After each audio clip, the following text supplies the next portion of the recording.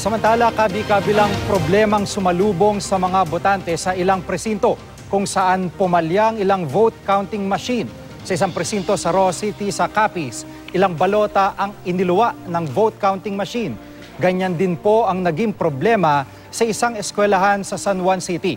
Sa Naga City sa Camarines Sur, pumalya rin ang isang vote counting machine doon. Kinailangan pang hintayin ang replacement VCM para makausad ang botohan. Sa Masbate, pumalya rin ang isang vote counting machine roon matapos mag-paper jam ang isang balota. Kinailangan pa raw itong buksan para maialis ang naipit na balota. Sa Zamboanga City, hindi naman naglabas ng resibo ang makina roon. Invalid daw kasi ang balota ng isang botante. Kaya naman pinababalik siya ngayong hapon para makakuha ng replacement ballot. Dahil sa mga insidenteng ito, inanunsyo ng COMELEC na palalawigin o extend ang oras ng botohan sa ilang presinto kung saan nagkaproblema sa vote counting machines.